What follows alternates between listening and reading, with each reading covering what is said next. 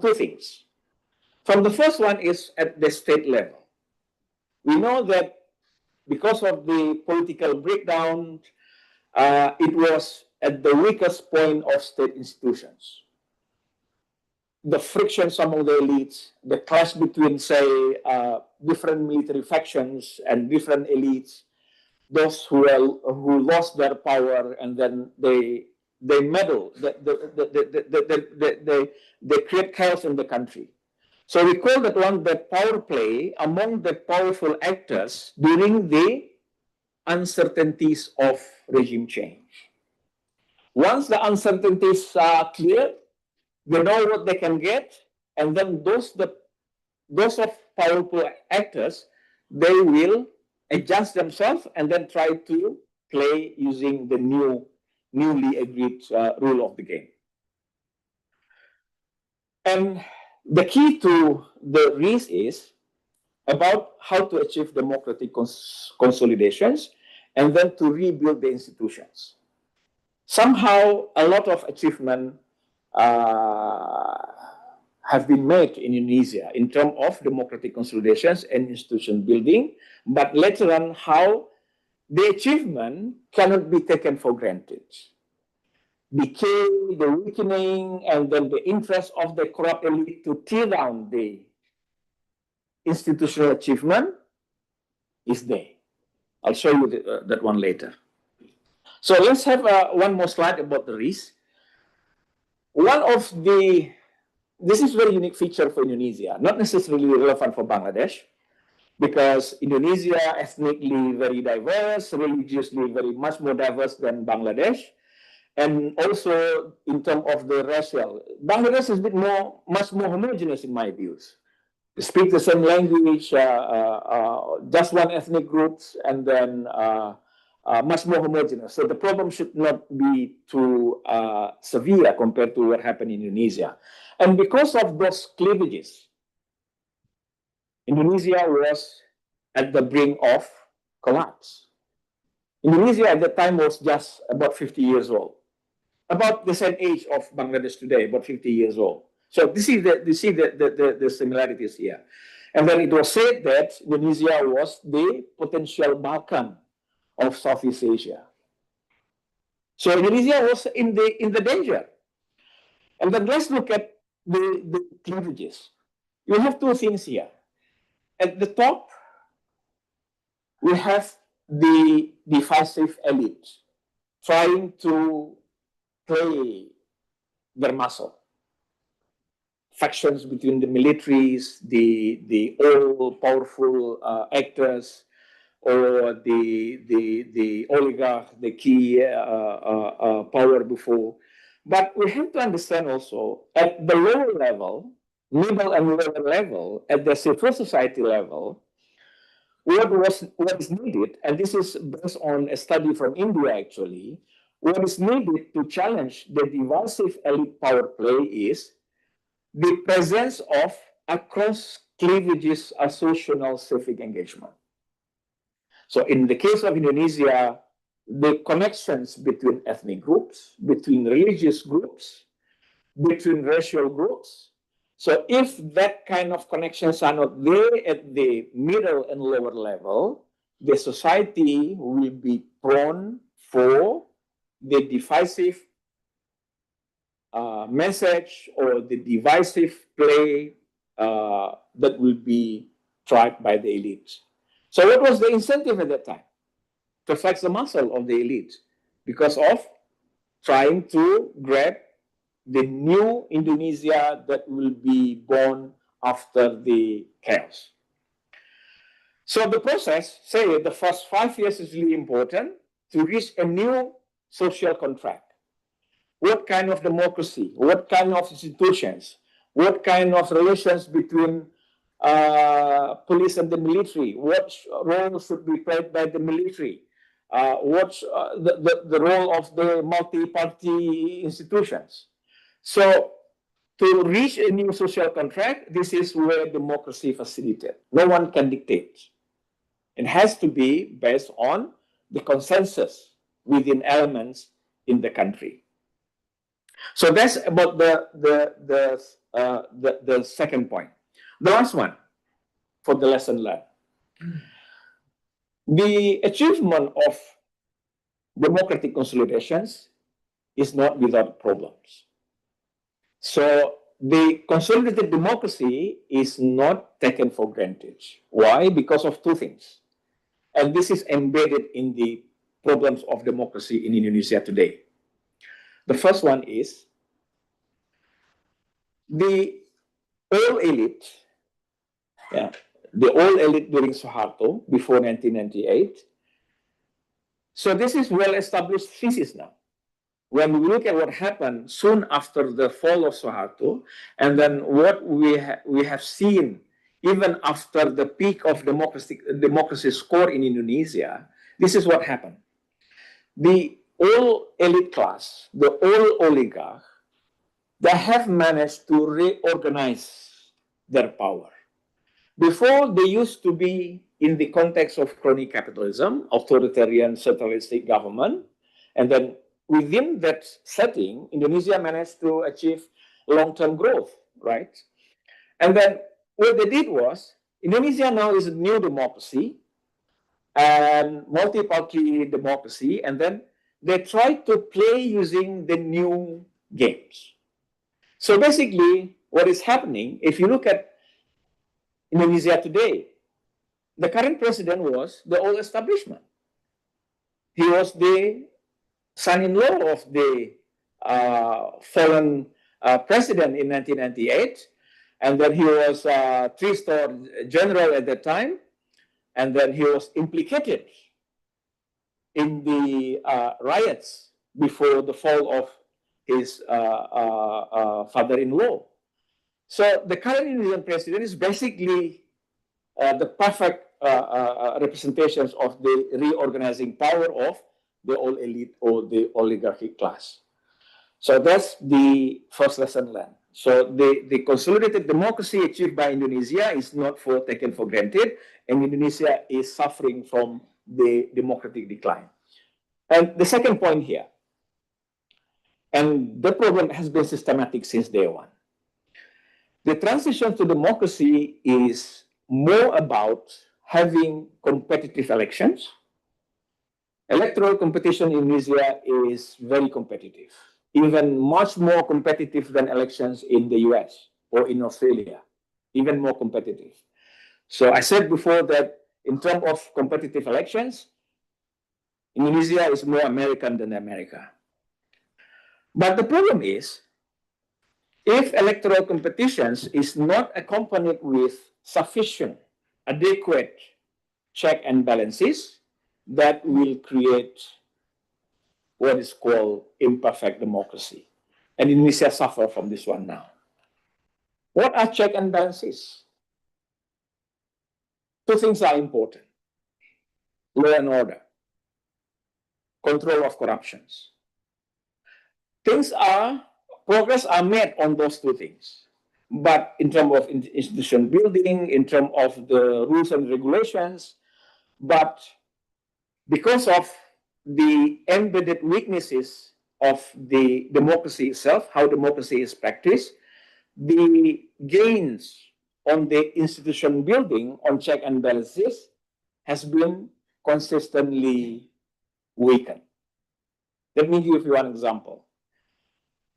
One of the key institutions born out of the democratic transitions was the establishments of the National Anti-Corruption Commissions.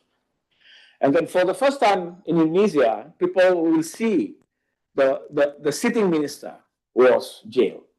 The army general, the police general, the member of the parliament was jailed. But later on, the elite, any kinds of elites, the anti-corruption commissions becoming their common enemy. And then they conspire to weaken the anti-corruption commissions. And that has happened for the past 10 years. Sorry, for the past 5-7 years. And then second example,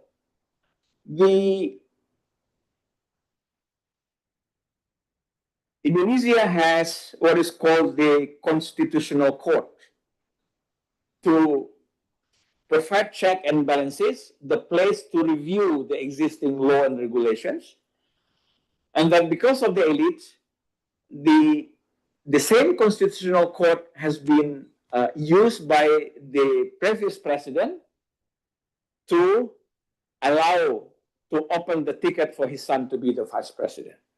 So the elected president, the elected leader, resulted produced by the consolidated democracy, those elected leaders, and he's not coming from the elite class, and then those elected, democratically elected leaders, actually the one who initiated the tearing down of the gains achieved by the country in terms of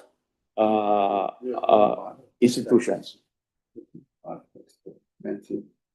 Yeah, and that president was not also part of the establishment. So he was the ideal model of how democracy can create more equal opportunities. So say the president is not just the son or the daughter of the previous president, not coming from the elite military families, not from the rich families, but he was just small entrepreneur from the region, not from the center. So he himself who initiated to weaken the anti-corruption commissions and to misuse the constitutional court to allow for his son to be the current vice president. So I'll stop there with the three key takeaway from Indonesia. And this is the problem of democratic consolidations. And before was about the problem with the risk of violent conflict and the temptations to authoritarian growth. So I believe that it is for the floor now how we can interpret that one, take the lessons or relevance for Bangladesh. I'll stop there. Thank you. Thank you, Professor Tajuddin, for your very thought-provoking presentation. As you said, the onus is on us how to interpret this result and how relevant this could be for our country and for our current situation. So with this note, I'd like to open the floor. Let's take free comments first. Then Sir will make the final comments. Then if I have anything, then I will add at the end. Thank you. And also we have a few guests online. So first taking the floor here, then I will go to online to take. So the floor is yours.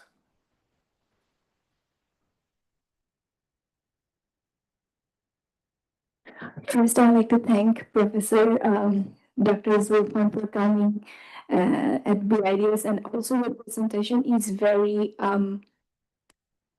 we find it very interesting because Bangladesh is going through the same transition. So after listening to your presentation, there are a couple of things which I couldn't understand about my country, but now I'm understanding a bit. The things I just wanted to ask you is, I've been going through LinkedIn accounts for several weeks, and there is an article by Law Institute about understanding democratic erosion, where they actually said worldwide the democracy is losing its charm. People don't want to be ruled by democratic rules, democratic parties, because democracy itself is creating corruption, and people are losing faith in democratic institutions, and they gave five reasons for that. So when you say about the consolidation of democracy, even in Indonesia or in Bangladesh, you also actually pointed out that there is a chance in Indonesia that maybe authoritarian government will come back. Is it because people are losing faith, or is it because democracy itself will not work in developing countries because we have low education and we have, other problems of developing countries, and we need actually benevolent dictators like what happened in Singapore or in Malaysia? Thank you. Would you like to collect a few questions first, or you wanna? Okay, the next one, please.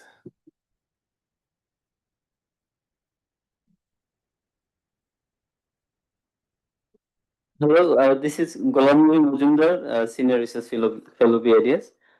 First of all, thank you for this interesting presentation. I have learned a few interesting lessons from this. First one probably is the word competitive authoritarianism.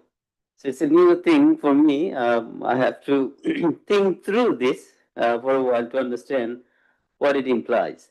I think I have a sense, but I would love to hear more about this if you could elaborate, probably with some examples. Um, and another thing sort of catches my eyes um, is the idea that there is a new social contract. I'm really curious um, to know why that you consider it's a new social group. What is new in there, and why that newness matters? In fact, and why it should bother us, or how it could help that country perhaps consolidate democracy, or at least prevent any backsliding.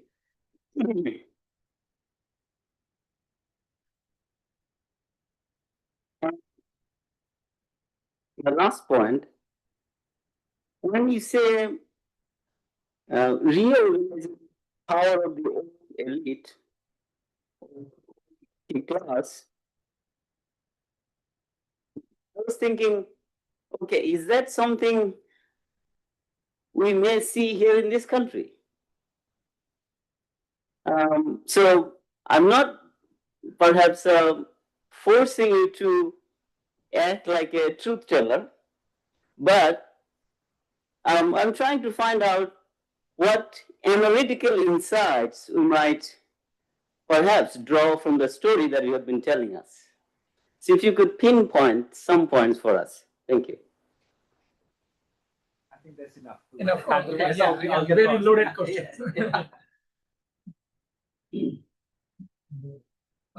Can one more? Okay, one more. Yes, sir, please, sir. Go ahead. Thank you for this interesting presentation. I have few queries and observations. First of all, you talked about the similarities. One of the major, I would say that important similarity that both are Muslim countries. I think this is very important, and it creates the context of development. Now, having said that, I was very amazed to see one slide, which you have titled Suharto and the IMF, 1998. US dollar 43 billion bailout package. I was wondering why you are linking IMF bailout package with Suharto. As far as I know, from 1997, Asian economic crisis started. It started first in Thailand, then it was in Malaysia, then in Philippines and Indonesia. And each of these countries accepted money, USD, from IMF. And IMF, I was reading a paper by Stiglitz, the insider's view. And he said that how IMF manipulated, compelled all these countries to take this money. So I was wondering why you are giving captions short on the IMF, because all these countries has accepted money for good or bad reasons or whatever. So this is one of my major observations and queries to you. Then when you were talking about 1998 revolution and then 2025, you didn't talk about money laundering, which is a significant problem for this country. Billions and billions of takas has been laundered outside the country in collaboration with the government in power. We all know. So you didn't talk about that. Another thing I think is a very significant missed from your presentation is the role of military and the judiciary. And also, it didn't talk about bureaucracy. The bureaucracy in Indonesia during the Suharto's time and later in 2025 revolution.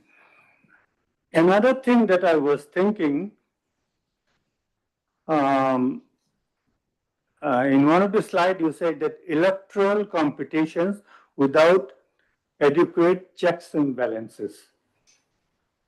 Now, if there is an electoral competitions, I don't see any problem. If I compete with you, and if we have competition, and if the election is fair, for which you are fighting now, then where is the problem? So this slide is not clear to me. Why you say without adequate checks and balances? I'm very curious to know in bullet form what you mean by checks and balances. Okay? And finally, I will say, what is the point?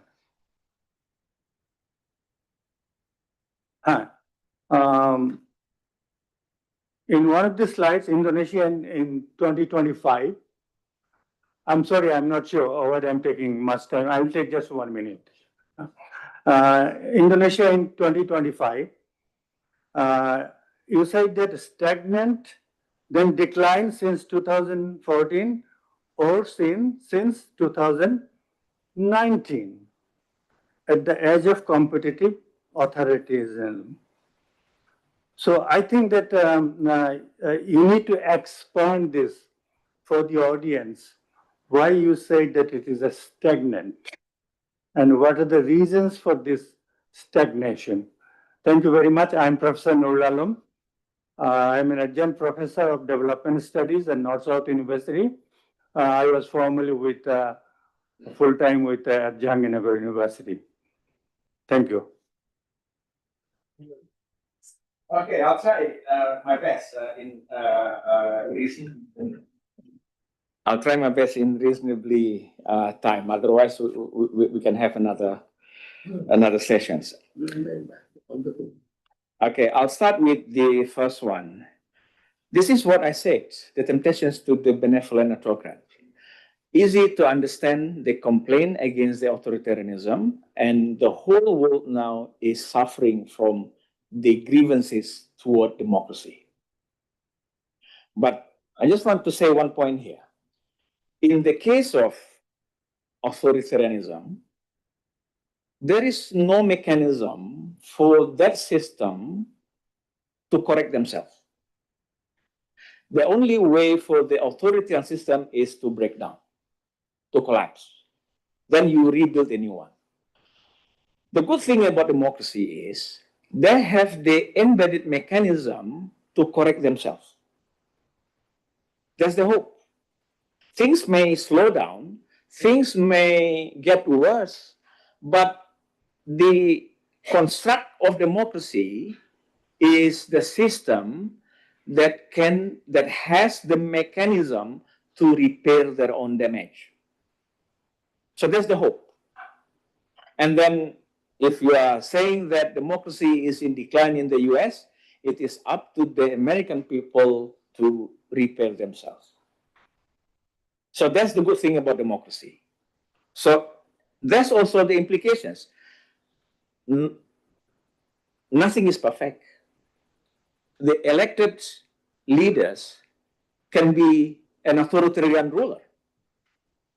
The elected leader was resulted from the democracy, the one who killed democracy itself. It happens. Yeah. So nothing is taken for granted. I think I'll just stop there to say that democracy as a mechanism to repair their own damage or problems. And the next one about the competitive authoritarianism. Indonesia was said by the proper political scientists, I'm not proper political scientist, but I read political literature. This is about, they have the mechanism of elections. Oppositions are allowed to contest, but those in power will significantly weaken, will change the level of the playing fields. And actually what happened in the last elections in Indonesia, it was the case. But if we go, when I read what happened in Bangladesh in the past two elections, it is not competitive authoritarianism, even below that one. Because opposition wasn't allowed to contest, only one party can go to the elections, and then, so that's why if you look at the score, even lower. So the challenge now is how to rebuild democracy then. I think that's the example. And in the case of India, when you read the literature, India has been classified as competitive authoritarianism. Indonesia is just about to enter. You resonate that one with the index there, in the graph. And then the new social contract. Indonesia before 1998, for 30 years, Indonesia was governed by what is called vertical social contract, in the sense of authoritarian government. You like it or not, it was a kind of quote-unquote consent. So we need to understand Indonesia in 1965, and that this is what is called the Hobbesian bargain. The society will be willing to surrender their freedom for the sake of the socio-economic progress. So Indonesia was labeled as what is called the Hobbesian bargain. So it was stable for 32 years, but eventually any kinds of vertical social contract will be prone to breakdown unless the authoritarian contract benevolent. But the example of benevolent authoritarian ruler are very few. So cannot be treated as a rule, only exceptions. And exceptions cannot be used as the model. Reorganizing power. This is my own take for Indonesia. One was the complaint about Indonesia in 1998 was the leading political party that support the 30 years of the authoritarian regime. So Suharto has had three main pillars: the bureaucracy, the military, and one political party that he set up. And that political party is set to win all elections. And the problem was that political party was allowed to continue up until now. So one critic will say that that party should be banned. But it was not Golkar. That's Suharto's party. Elections was stolen. The civil servant will organize the elections. Civil servant will have to vote for the Golkar party. Golkar party always won 75 to 80% of votes in every elections. Set to win. And then same happened here. So there's similarities. But what happened in 1999, in the electoral reform, Golkar was not banned. So probably it was the mistake for, and then even that Golkar, the different factions within the party, they form a new political party. And the party of the current president of Indonesia is basically the splinter group of the Golkar party. Like আমাদের এখানে refine Awami League হচ্ছে না আইডিয়াটা So you see the relevance here. So what happened in Indonesia is basically the process of reorganizing power of the all players. So that's what the example of the reorganizing power. What is the relevance for Bangladesh? I leave it to you. About the picture. Okay. Okay. I'll. Yeah, I will address that. Yeah. Okay. Too much for him. Yeah. Okay. Just the last one. Check and balance. This is, I have to protect him also. The last one. That's about the check and balances. Election is to select the winner. But the winner will have to be controlled. The basic setting of the check and balances is the control of corruptions or the divisions of power. What I can say in Indonesia, the control of corruptions has been seriously weakened, one, and the separations of power is not there. The parliament used to control the president, the executive, and all parties in parliament have been either coerced by the president or co-opted. Coerce or coercions or cooptations. Cooptations means share the bread, share the butter, share the plunders. Coercion means if you are not supportive of the president, the attorney office, the police will find out your wrongdoing, and everyone has their own wrongdoing. So coercions and cooptations. So that's the two example of check and balances. But let me explain a little bit the institutional advance that Indonesia made for the election commission there. Yes, let me tell you about this one. In Indonesia, the election commission has done very good job in terms of administering the elections. But next to the elections commissions, Indonesia has also what is called the National Election Supervisory Body, supervising the work of the election commissions, supervising the political parties, supervising the role of the government.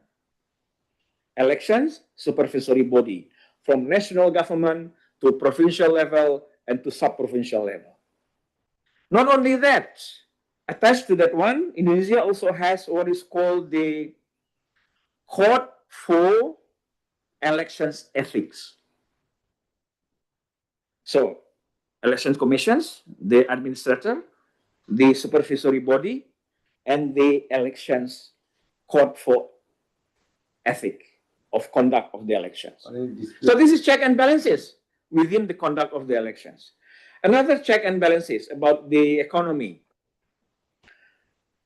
Another important institution set up after the transitions was the competitions commissions to supervise the monopoly. So the idea is there to put elements to institutionalize check and balances and to make sure that the separations of power. But eventually, those at the elite, and then the elite, the politicians collude with those who has the money, and then eventually you have what is called elections for sale. You need investors, and then who would be the governor, who would be the president, even who would be the minister? The investors of the presidential elections will have the rights to nominate the ministers. The investor, can you imagine? The key funding, the key funders of the elections for the winning president will have the rights to nominate their own ministers. So check and balances is basically to control the winner of the competitive elections. I think that will be in a very simplistic way. Just one more question, right? Okay, Mahfouz, please. Thank you. Thank you. In fact, taking cue from the founder of Peace and Conflict Studies, in fact, late Johan Galtung, and nowadays, one of the in fact promoters of quality peace is Peter Wallenstein. So, in the professor of university right now. So they want to tell that if the good institutions, and if there if regular elections, like for democratic practices, so there will be an automatic peace in the society. But what we see from Indonesia, so after 1998, there was an election, but you see, you have already presented there are 4 years, so these are full of conflicts. So afterwards, in fact, regular conflicts in your country. So, and if we see, it indicates that the democracy is not foolproof. So there are a lot of problems. Democracy is not foolproof. So it has a lot of problems. If we don't have good democracy, it's just to elected people. So this is the thing. But what we need quality institutions. Right now, and the interim government has basically 3 fundamental they have priorities. One is the reform, number 2 is trial, and number 3 is election. So before the elections, they wanted a series of reforms.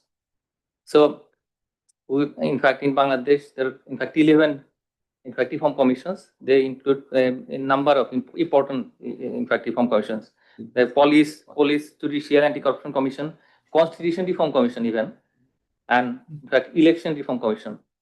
So, but what we see, in Indonesia, I don't see, you didn't mention any kind of reform, in fact, of important institution.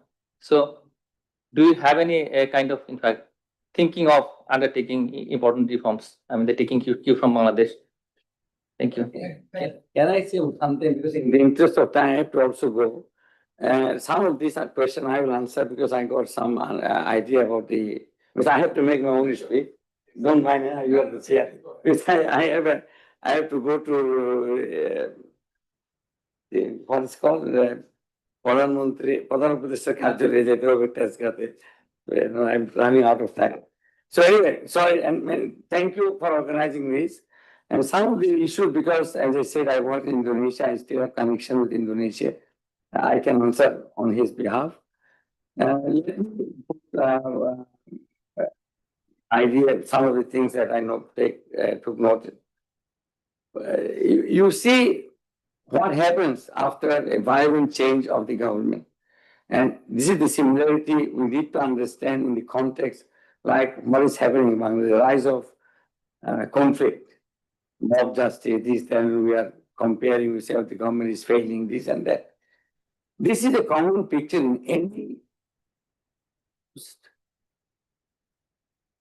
revolution or uprising situation. And this, in Indonesia, you can see the rise of those things happen. But it came down. Some conflict will always happen. You cannot eliminate conflict is a part of life. Why it becomes violent, that's the issue. Okay? How do you mediate conflict without violence? Democracy has the beauty. It is the only institution with all the faults it has. It has a mechanism to resolve differences in conflicts without violence. So that's why the attraction, why people are attracted towards democracy. Okay, inherent the intrinsic value of democracy. I will come to that again.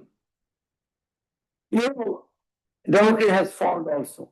Hitler was elected. He came to the election, proper election. So having a proper election does not guarantee that the elected leader will not become dictator. Erosion of democracy happens. Consolidation of democracy is a continuous process. That's what you have to understand. You cannot be complacent. Okay, we have all the good institutions, Mahfouz mentioned. Indonesia did all those institutions. He mentioned 3, 4 anti-corruption commission, very strong. We were able to send to jail a sitting minister.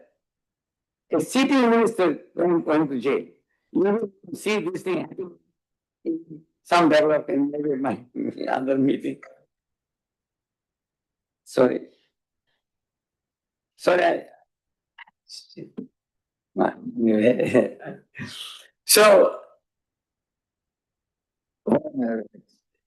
so it's a continuous process. For the election, you see, we have not only election commission, watchdog over election commission, and a separate institution to look at the disputes, because otherwise a conflict of interest. You know what we have here, one election commission, that's it. We have to learn the lesson.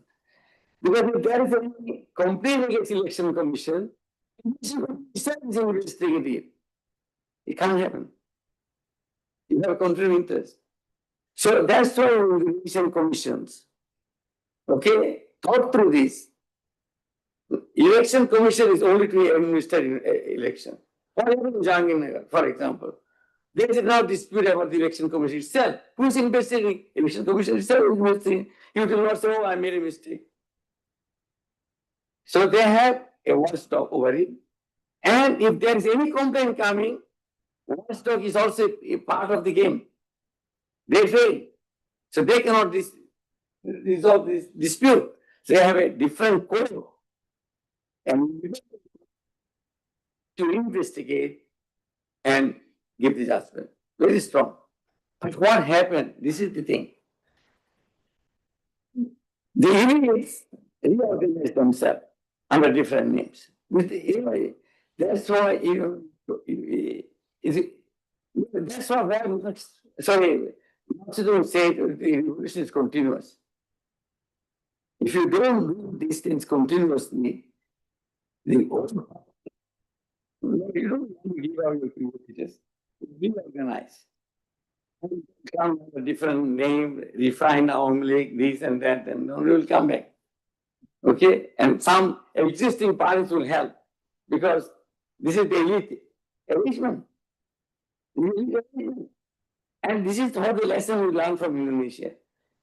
The president, last one, was not part of the establishment, a common man being elected. Everybody thought, this is the beauty of the election, democracy. Someone like this, without any privilege. He was a very good governor of Jakarta. First he was a mayor, did good job, and so on and so forth. But now, he himself started manipulating institutions, using same institutions, changing the rule to allow his son to become vice president. And he made a coalition with the previous regime, the son-in-law of Suharto, who came back as the refined man, who was actually responsible for genocide in East Timor. Directly participated. And you can see the danger in Bangladesh of that happening in front of your own eyes. In front of your own eyes. Happening. In Indonesia, too, that to happen from 1998 to until now. And what is happening? Very dangerous here. Because of those institutions they put, it took that long. That long. You see?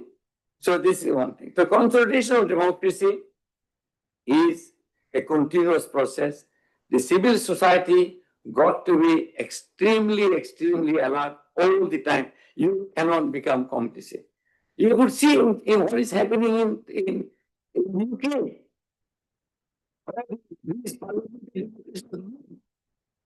Now they are Palestine action. They have now restriction on position on protest. You have to take police permission. You can have meeting outside the city, not in the traditional Hyde Park anymore, or in the circles. Police brutality. They are killed in UK. So democracy decline. We said keep still, they don't have the courage to be, but it was funded by the government that went from here.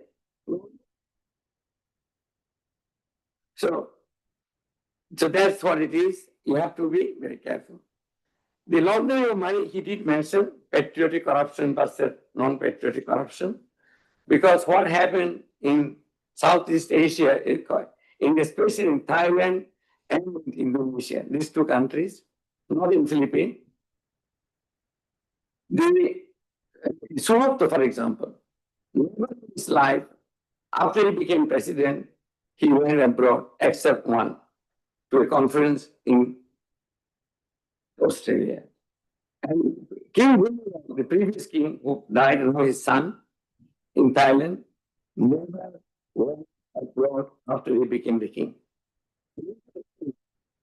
He said, "This is my country. If I am sick, I have to be treated here. My children will study here." So he invested in that country to have the best hospitals. Best hospitals are not the private ones where you go, are the public ones in Thailand. It has to have a state. What is happening here in this country? The first president of Prime Minister of Bangladesh, Mr. Mujibur Rahman, a simple operation I could decide is he went to England. He did not have trust in the doctors of this country or institute of this country. From the start, we did that. The first election here was weak. You can see. The first election. Extrajudicial killing during that time. 30,000 the best estimate. Suharto killing 500,000 people. You can see the parallel. 500,000 people perished. This is the danger of authoritarianism. As you mentioned, democracy, which is true. Ask the question, is a country fit for democracy? Famous Lee hypothesis. Ayub Khan said the same thing. Sukarno said the same thing. Because they know, but how do you get a benevolent dictator? Tell me. How do you get? You keep someone, he can become a dictator. Right? Someone like Sheikh Mujibur will become a tyrant. Judicial king will create his own personal army called Timani. Document did not take over under the state. The document took over under him, under his name. Okay.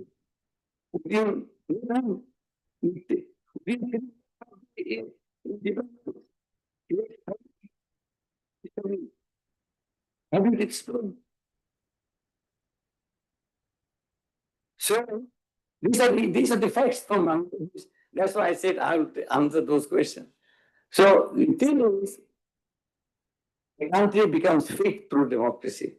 Despite all these faults, you have less risk of getting stuck in that kind of situation. Yeah. So because we could do this, we were complacent at that time. We thought, okay, he is the father, he will not do anything wrong. You cannot believe anyone. You have to be extremely vigilant for that. Now coming to that picture of Suharto and IMF. And some factual corrections were made. The Asian crisis did not start from, it started from Korea. It entered through Korea. So Korea was the first country to be hit, very strong hit, but least affected for Korean people's solidarity.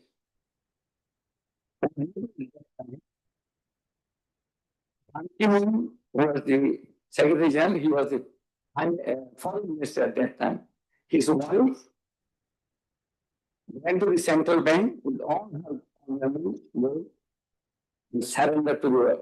That this is a crisis for the country, this is our nation, take all the gold, the resource. Following her, it was a mountain of gold that Korean Central Bank received. They did not know what to do. So that was the solidarity of a nation. The nationalism is very important. We will not let this country to be ravaged by others. So Korea said, Malaysia did not enter IMF program, Thailand did not enter Malaysia, the IMF program, it's only Indonesia. 1,500 conditionality was given.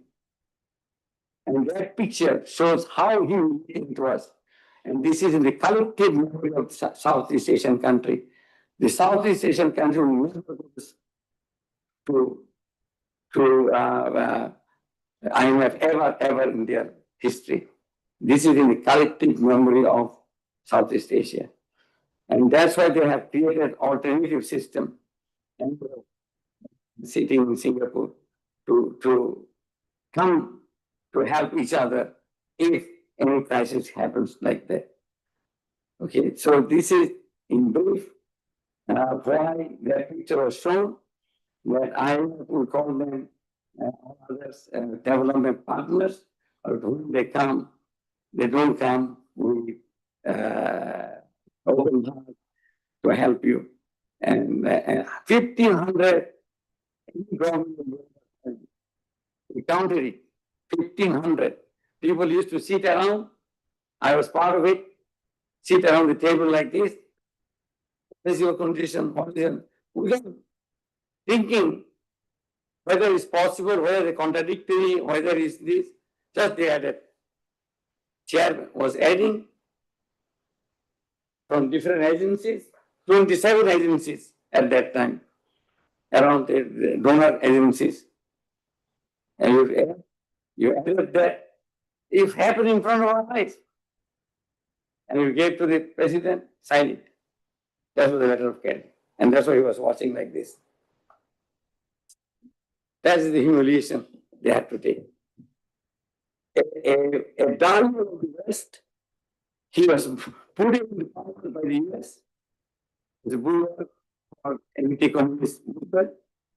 He was allowed to kill 500,000 literally to kill the Indonesian American. The beginning was like this, bloody beginning. And then when time came, was abandoned. Now coming back, one thing, benevolent dictators. South Korea, you had a benevolent dictator. You had in Taiwan, you had a benevolent dictator. You had a benevolent dictator in Singapore and Malaysia. Malaysia is in trouble still. It's in become trap-less. Political crisis is still going on. Singapore is a different case. It's run like a multinational corporations. Okay, so we don't compare. The country, why South Korea was attacked by these speculators in 19 and survived? Because they successfully democratized in the 80s. They went through revolution, march, their benevolent dictator was assassinated. They went through a lot of trouble in the late 70s and early 80s. Then they successfully democratized and consolidated their democracy. You could see they could even impeach their president. You see how country can become fit to democracy? The same happened in Taiwan. These are the two countries in this region which so far have successfully democratized and can withstand the storm. And because that creates the national unity, the shape of the country, and the shape of policy. Okay? Is it clear now to you?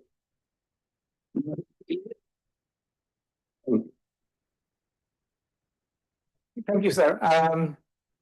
Actually, sorry that we cannot allow online guests to have how many of them, 2 or 3 of them there. I'm really sorry for that. It's an actually South Asian economy 111 course for us. It's a good understanding of what really happened in many South Asian economies, from crisis to democracy, from democracy to crisis. For me, I think there's one major takeaway. The thing is that most of the developing countries, mostly populous countries who aspire to have a functional democracy, are likely to go through many phases of democracy, high democracy, low democracy, and to some extent authoritarian government. But the point is, we should know how to go back to that earlier path. So there will be some slides, there will be some pitfall, there will be some bad time for us. But we should know how to go back to democracy again, democratically, not through undemocratic means. I think that's the lesson that we should always learn.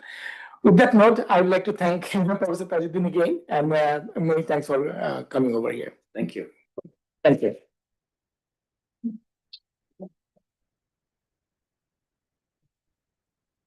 Oh, it is for Oh, thank you so much. our journals. Yeah, thank you. Bangladesh. Right. You don't get free, man. Thank you. There is no free lunch anymore. What should I? Kasi. দেখা হতো হ্যাঁ, প্রশ্নের টাকা হচ্ছে।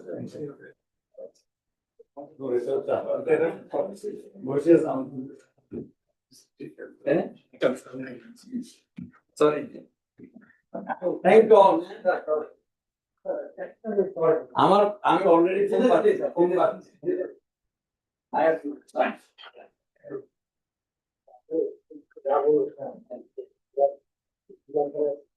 I Bangla পড়াশোনা না পারতাম